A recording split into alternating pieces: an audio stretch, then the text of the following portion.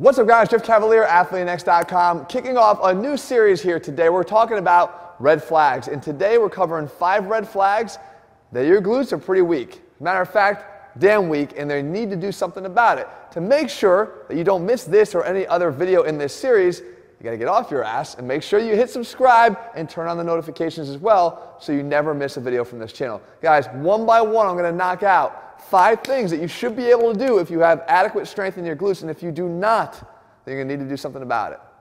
Now, first off, you might be asking yourself, why should I even care? Besides the fact that most of us would probably like to look good from behind, I am telling you that the glutes are designed to be the most powerful muscles in your entire body, and ironically, they tend to be the weakest because we don't train them effectively. Squats, deadlifts, they're not doing enough, guys. It's a single plane motion. You're working the sagittal plane, and our glutes are 3-dimensional and work in all 3 planes. We need to make sure that we're addressing them individually. If you don't, you're going to have bad posture. You could have anterior pelvic tilt. We made a whole video on this before. You could have a weakness in your big lifts. You're not lifting as much, nearly as much as you could on your deadlift and squat because of a weakness in your glutes. You're not gaining as much power or speed if you're an athlete.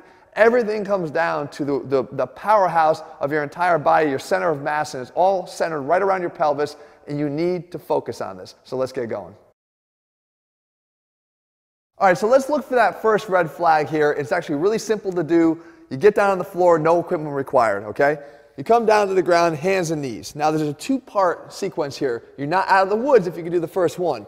What you want to do is you want to get your leg back behind you, start with either one, and you want your knee straight, okay? And you don't want to be cheating it and rolling the pelvis out. You want to try to keep that parallel to the floor.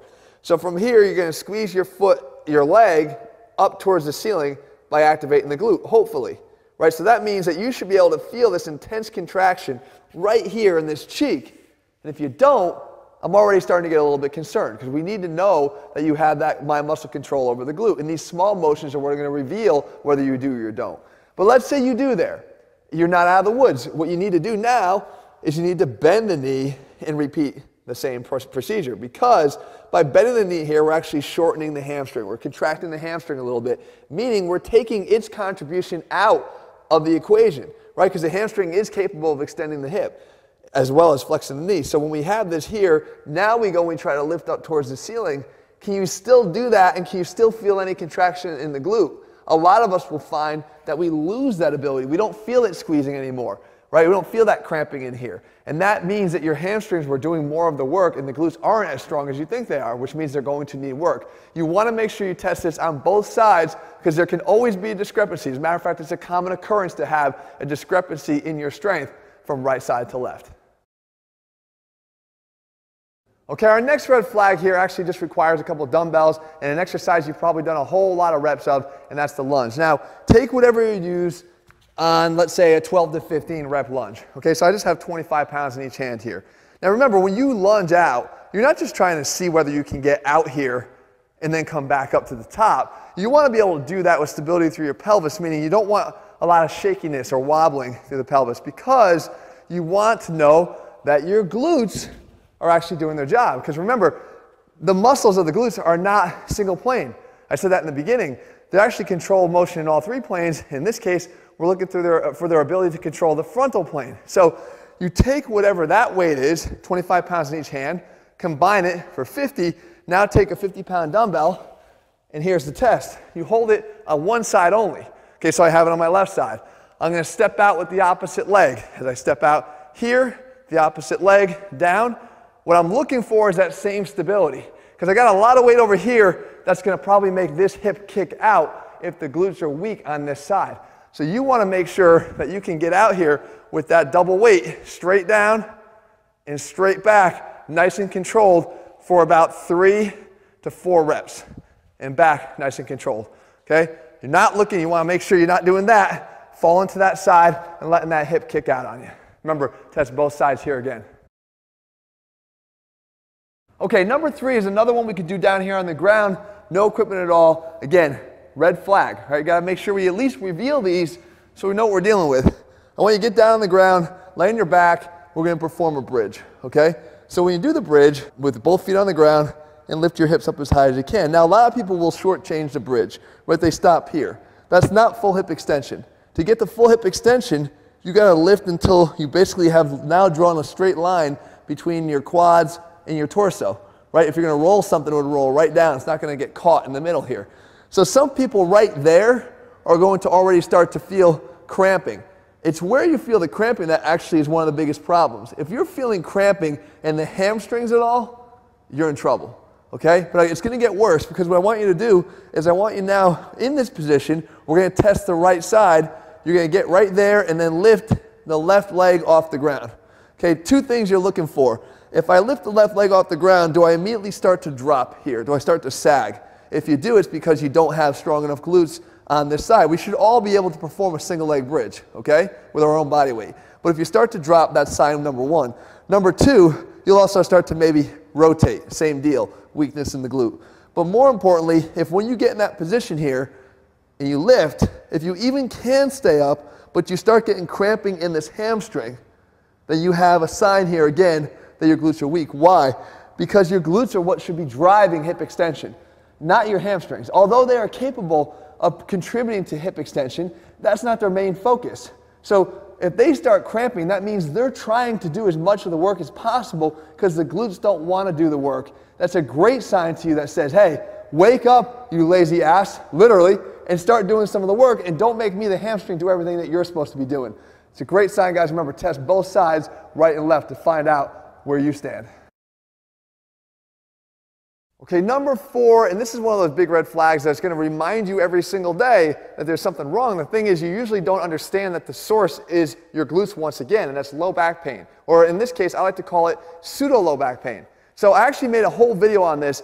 I'm going to show you what it looks like here, and I'll link it down in the description below. You want to watch that if you have what I'm showing you here, because I promise you it's going to fix it. And even as I promised in that video, instantly, you're going to feel instant relief. But watch. This is what we're talking about. This area right here, we're going to get a little bit naughty here, right? But we got, basically, if I were to rub my hand over the upper portion of my glutes, I would feel a bone right here, okay? It's in my pelvis. And if you can just roll your fingers just to the outside of that bone, so roll it over until it sits on the outside, right in here. If you have pain right in that spot, and when you press it, it actually can radiate around down your leg a little bit, up into your low back, and it starts to feel like, wow, that is exactly where I can pinpoint where that is. And my friend, you've got some issues with your glute medius, and likely it is a really, really weak. And that's what's causing your pain. So what you need to do is watch the video I just showed you, because I'm going to show you in there exactly how to treat that. But for now, the presence of this pain alone in this pinpoint spot on either the right side or the left side is enough to tell me that I know where the source of your issues are. It is your glute medius, and it's weak, and you need to fix it. That video will actually help you to do that. All right, our 5th and final red flag is actually an ab exercise. Again, you guys have got to see this by now, that all these muscles are connected, especially if they have common attachments to the pelvis. Of course, one's going to influence the other. We know that the abs are controlling the pelvis, so in the glutes as well, so why are they not impacting each other? And this is the thing. We're going to jump to one of the hardest exercises there are when it comes to the abs, and that's the dragon flag. But don't worry. You may not be able to do the dragon flag, but even if you could do some version of it, you're going to see that it's probably your glutes that are causing the problem, less about your overall ab strength. So when we get in this position here, you grab onto something you can actually anchor your body to upper body wise, and then you go in and you start to do your dragon flag, which is going to be this, right up here, and then drop it down.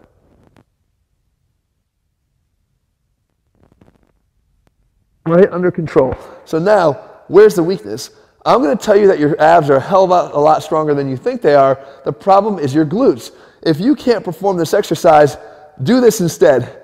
See how strong your glutes really are by focusing on how much they're activated during that exercise. So when I come out, what's happening is people's hips are dropping here. So the abs have to take on a lot more of the work, because the hips and the glutes are not contracted.